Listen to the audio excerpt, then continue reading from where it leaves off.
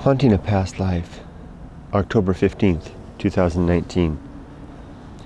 Dear Yumiko, without costumes and 2 weeks too soon, we haunted together yesterday the scene and setting of one of our past lives, a place we each once took for granted or even gave little or no thought to, though it was the setting of our home and our lives then.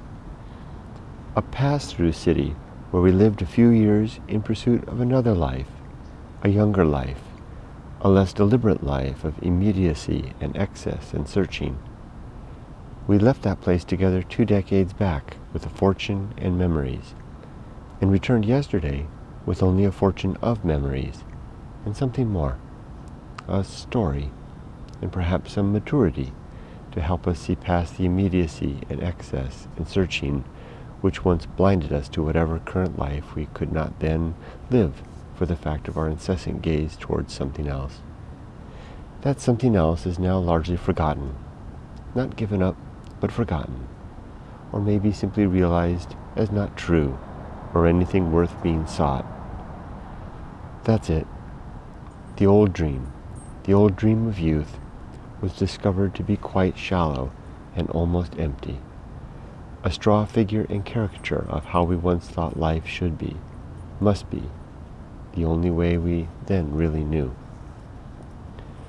And so we returned yesterday, together, like old soldiers returning home from a 20 years war.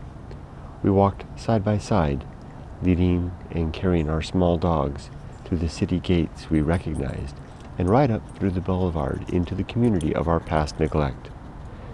Everything is mostly the same, though there are new faces to be sure, faces which were children or which did not exist the last time we were here, faces which themselves may now see the old dream which we once sought as real.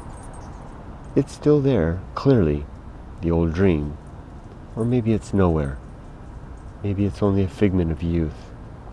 We were blind to that dream now, it seems, though we remember it, and we spoke of it, like the memory of being terribly ill, the fever and the pain and the inability to sleep or rest, or to ever feel good, or even to know any real peace. Walking these streets together yesterday, I could remember all this and more, including the drive and determination, as well as the dawning upset of falsity and illusion, which I once wore like an expensive coat everywhere I went, like a feigned reality of determined satisfaction I might somehow make real if I only showed it outwardly for all the world to see.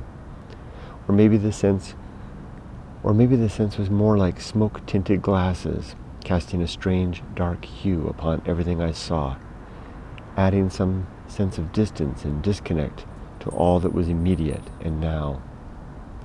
That's it, I think. I could not easily see now, then, for my want and desire of a future I thought should be true. That want is no more. That desire is past.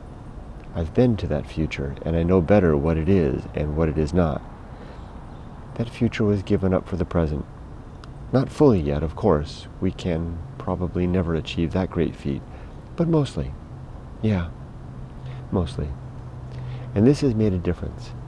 The streets of our past, therefore, look the same, as they hardly changed, though we now no longer simply see past them as we did 20 years back, as we now no longer desire to live someplace imagined, and only wish to live in the place which is real. And so we haunted together the streets of our past life, though now we are no longer ghosts.